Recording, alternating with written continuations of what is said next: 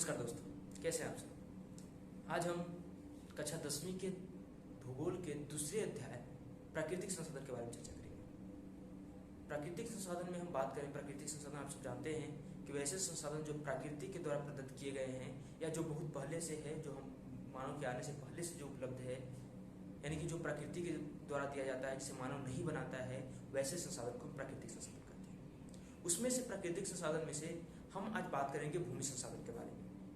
भूमि संसाधन की अगर बात करते हैं तो भूमि क्या होता है, सबसे पहले इस बात पर चर्चा करेंगे। भूमि की अगर बात करें तो साधारणतः अगर इसकी परिभाषा की बात करते हैं तो पृथ्वी की सबसे ऊपरी परत का वह भाग जो जलाच्छादित न हो। जलाच्छादित करने का मतलब है जल से ढका हुआ नहीं होना चाहिए। जल से ढका हुआ नहीं है, बाकी सभी जो भाग पृथ्वी के ऊपरी भाग है वो कहलाता है भूमि। जैसे कहने का मतलब पहाड़ हो गया, पठार हो गया, दर्रे हो गए हैं, उसके साथ साथ मैदान हो गया। आपको ये सब जो भाग है ये आपको कहलाता है भूमि। ये सभी भूमि के अंडर आता है। अगर भूमि की विशेषता की अगर बात करते हैं कि भूमि की विशेषताएं क्या है, तो जैसे कि हम जानते हैं कि जितना भी मानव क्रियाकलाप करता है, अधिकांशतः क्रियाकलाप इसका जो है भूमि से संबंधित होता है, भूमि में करता है। चाहे आवास की बात हो, चाहे पर्यटन की बात हो, परिवहन की बात हो, चाहे कोई भी आवास बनाने की बात हो, रहने की बात हो, या किसी प्रकार को उत्पादन करने की बात हो, अधिकांशतः अगर बातें हम करते हैं तो जो भी होता है वो आधारित होता है भूमि में। खनिज की बात हो, अनेक संसाधनों की बात हो, सभी जो है वो भूमि से प्राप्त होता है।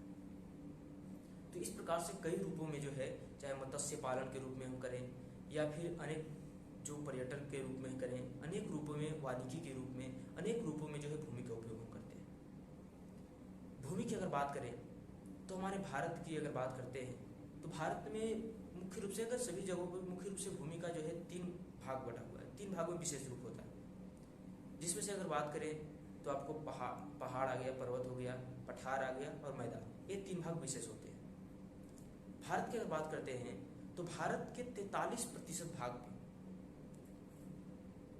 आपको मैदान विस्तृत है। वहीं पे अगर बात करते हैं तो 30% जो भाग है उस पे पहाड़ है और बाकी जो 27% भाग है उस पे पठार है। इस प्रकार से भारत का भूमि जो है 3 भागों में विस्तृत है, 3 भागों में बटा। 3 भाग में कहने का मतलब नहीं कि एक तरफ पहाड़ ही है, एक तरफ पठारी। मतलब इसका कुल भूमि का जो है आपको 43% मैदान है, 30% पहाड़ है और 27% पठारीय भाग है। इसमें से अगर हम बात करते हैं तो हमारा एक विशेष इसमें बात आता है मृदा, मिट्टी जिसे हम कहते हैं। मिट्टी की अगर चर्चा हम करते हैं तो मिट्टी एक ऐसा घटक है, ऐसा परितंत्र है। इसके अगर कहें तो परिभाषा की अगर बात करें तो कह सकते हैं कि असंगठित पदार्थ हो, जो पृथ्वी के ऊपरी की परत है, असंगठित पदार्थों से बना हुआ है, उसी परत को हम मिट्टी कहते हैं, मृदा कहते हैं। मृदा की अगर बात करें, इसकी विशेषताओं की बात करें तो इसका विशेषता अनेक रूप से, कृषि क्षेत्र में तो है ही, लेकिन अनेक क्षेत्रों में भी इसकी विशेषताएं देखने को मिलता है। चाहे आपको उत्पादन के क्षेत्र की अगर बात कर लें, कृषि क्षेत्र में बिना मृदा का कृषि नहीं हो सकता है। तो इस प्रकार के जो है संभव नहीं। तो जितना भी अगर बात करें तो जो आधारित है मृदा, मिट्टी से आधारित होते हैं। और हम लोग रह रहे हैं तो मिट्टी के बारे में बहुत बेहतर से जानते हैं। मृदा की अगर बात हम करते हैं तो इसको बनने में, मृदा अगर बन रहा है तो इसकी प्रक्रिया में बहुत सारे घटक होने चाहिए, बहुत सारे कारक होते हैं।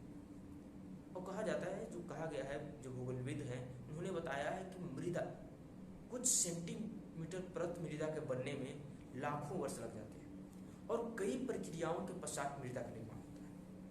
वो प्रक्रियाएं क्या क्या होती है? रासायनिक प्रक्रियाएं होती है, भौतिक प्रक्रियाएं होती है, जैविक प्रक्रियाएं होती है। बहुत सारी प्रक्रियाओं के होने के पश्चात, लाखों वर्ष के पश्चात, बहुत सारे प्रक्रिया से गुजरते गुजरते तब जाकर जो है मृदा का निर्माण होता है।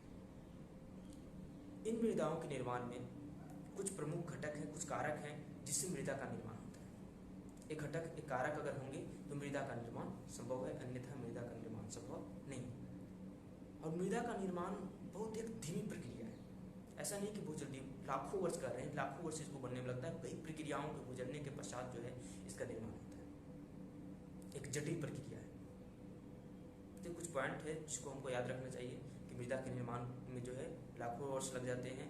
अब इसे कई प्रक्रियाओं, जैविक प्रक्रिया, रासायनिक एवं भौतिक प्रक्रियाओं से होकर एक जटिल प्रक्रिया से होकर जो है इसका निर्माण होता है। इसके कारकों की अगर बात कर लेते हैं तो सबसे पहले मृदा के निर्माण के अगर कारक की बात करें तो उच्चावच या धाराकृति होनी चाहिए। उच्चावच करने का मतलब है ऊंचा क्षेत्र होना चाहिए, और धाराकृति मतलब वहाँ से पानी जो है कुछ न कुछ पानी या बर्फ जो है वहाँ से बहना चाहिए, पानी बहना चाहिए। जिससे क्या होगा कि ऊंचे क्षेत्र से जो पहाड़ी क्षेत्र होते हैं वहाँ से जो नदियाँ बहती है अपने साथ धारा प्रवाह से जो है वहाँ से पत्थरों को तोड़ती है, काटती है, और उसको आगे लाते लाते बहुत लाखों वर्ष जब हो जाता है तो धीरे धीरे महीन होते होते वो कण जो है आगे चलकर मृदा में परिवर्तित हो जाते हैं। तो मृदा के निर्माण के लिए जरूरी है कि उचावच और ढलाकृति होनी चाहिए, ढलाव होना चाहिए। उसके साथ साथ जो है चट्टान भी होना चाहिए। चट्टान रहेगा तो जो है उसके मृदा का निर्माण में बहुत ही हेल्प होगा, और मृदा का निर्माण ज़्यादा से ज़्यादा हो सकेगा, क्योंकि हमारे क्षेत्र में भी जो है पहाड़ी क्षेत्र बहुत ज़्यादा है, जैसे कि हम देखिए 30% है। तो उससे जो नदियाँ निकलती है तो उसका कटाव करते जाती है, वही जो है आगे चलकर जो है धीरे धीरे बहुत वर्ष हो जाने के पश्चात जो है वो मृदा के रूप में परिवर्तित होती है। उसके पास अगर कुछ और बात कर लेते हैं इसके कारक में, तो जैव पदार्थ हमारे पास होना चाहिए। जैव पदार्थ जो होते हैं उससे भी जो है मृदा का निर्माण होता है। जैसे कि देखते हैं कि पत्तियाँ, जो पेड़ के पत्ते होते हैं वो टूट के जब जमीन पे गिरते हैं तो बहुत दिनों के पश्चात सड़ गल कर भूरा टाइप का बन जाता है, और धीरे धीरे कई प्रक्रियाओं से होकर गुजरते गुजरते वो जो है मृदा में जो है परिवर्तित होकर मृदा में मिल जाता है। तो जैविक पदार्थ भी जो है मृदा के निर्माण में सहायक है और मृदा के निर्माण का एक कारक है। वैसे अगर बात करते हैं तो जो खनिज के कण होते हैं, जैसे कि वनस्पति हो गया, और खनिज के अनेक सारे कण होते हैं जो कि आगे चलकर वो भी जो है मृदा के रूप में कई प्रक्रियाओं से गुजरने के पश्चात मृदा के रूप में परिवर्तित हो जाते हैं। सबसे इसमें बात करते हैं तो इसका सबसे महत्वपूर्ण एक कारक है जो कि समय। मृदा का निर्माण होने में बहुत ज़्यादा समय लगता है, क्योंकि ये बहुत ही जटिल प्रक्रियाओं से होकर गुजरता है, तब जाकर मृदा का निर्माण होता है। तो समय इसका एक महत्वपूर्ण कारक मान सकते हैं। तो इस प्रकार से कुछ कारक देखें जो मृदा के निर्माण में सहायक है। ये सब कारक होगा तभी जाकर मृदा का निर्माण संभव है।